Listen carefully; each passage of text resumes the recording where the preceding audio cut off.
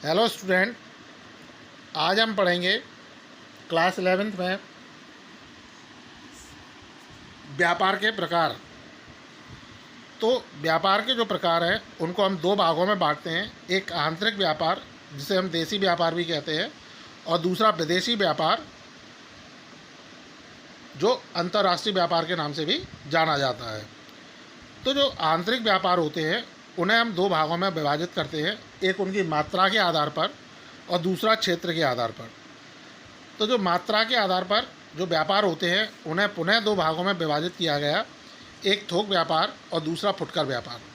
तो थोक व्यापार का तात्पर्य ऐसे व्यापार से होता है जो उत्पादकों से बहुत अधिक मात्रा में माल खरीदकर फुटकर विक्रेताओं को उपलब्ध कराता है, या जो छोटे छोटे व्यापारी होते हैं, दुकानदार होते हैं, उनको उनकी आवश्यकता अनुसार या उनकी मांग के अनुसार जो उपलब्ध कराता है वो थोक व्यापारी होता है।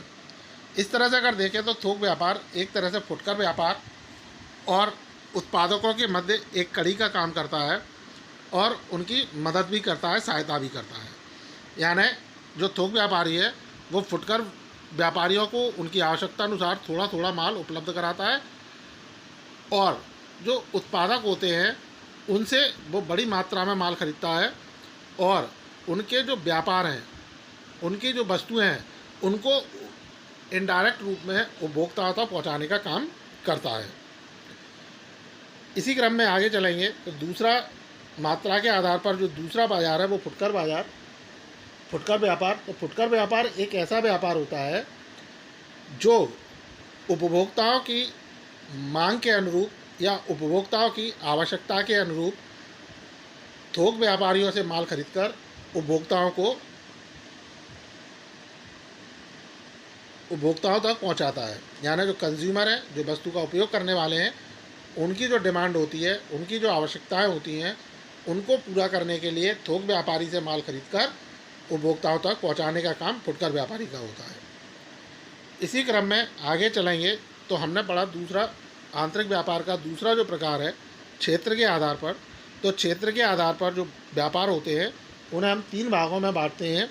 पहला स्थानीय व्यापार, प्रांतीय व्यापार और अंतर प्रांतीय व्यापार या राष्ट्रीय व्यापार।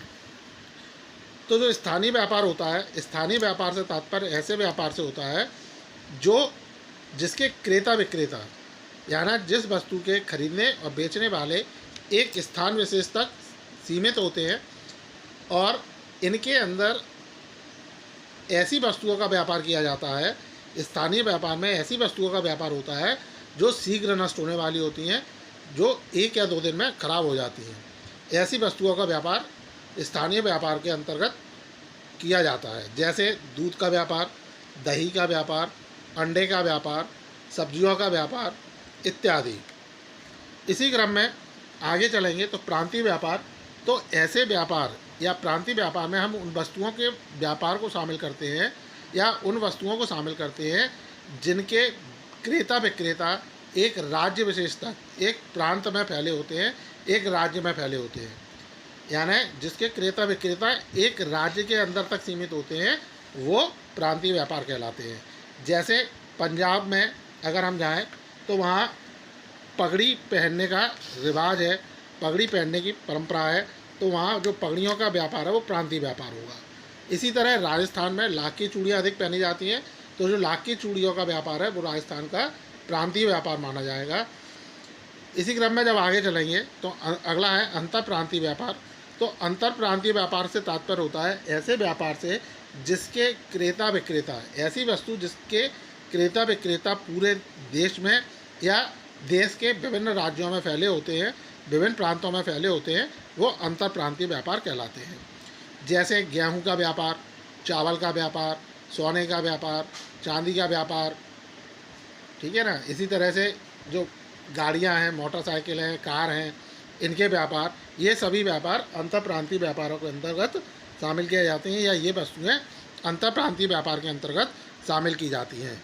इसी क्रम में जब आगे चलते हैं तो जो हमारा व्यापार है उसका दूसरा प्रकार है विदेशी व्यापार। तो जो विदेशी व्यापार होता है, ऐसे व्यापार, विदेशी व्यापार से तात्पर्य ऐसे व्यापार से होता है जिसमें किसी वस्तु या सेवा के क्रेता विक्रेता पूरे विश्व में फैले होते हैं, या जब हम दो देशों के मध्य वस्तु एवं सेवाओं का क्रय विक्रय करते हैं तो वो विदेशी व्यापार कहलाता है। इस देश की सीमा के भीतर रहने वाला व्यापार आंतरिक और सीमा के बाहर या दो देशों के मध्य होने वाला व्यापार विदेशी व्यापार होता है। भौगोलिक बाधा, मुद्रा चलन आदि के कारण विदेशी व्यापार देशी व्यापारी से भिन्न होता है। यानी जो देशी व्यापार से विदेशी व्यापार अलग है, वो क्यों अलग है? क्योंकि इसमें भौगोलिक बाधा यानी एक देश से दूसरे देश में आने की बाधाएं होती हैं। दूसरा, सभी देशों की अपनी अपनी अलग अलग मुद्राएं हैं, तो उसके कारण बाधा उत्पन्न होती है। तो ये जो समस्याएं हैं, इनके कारण देशी और विदेशी व्यापार दोनों अलग अलग होते हैं। अब देशी व्यापार के प्रकार तो हम पढ़ ही चुके, अब हम बात करते हैं विदेशी व्यापार के प्रकारों की। तो इनको 3 भागों में बांटा: आयात व्यापार, निर्यात व्यापार और पुनर्निर्यात व्यापार। तो आयात व्यापार क्या होता है? तो जब हम दूसरे देश से वस्तुओं को क्रय करते हैं तो यह आयात व्यापार इम्पोर्ट कहलाता है।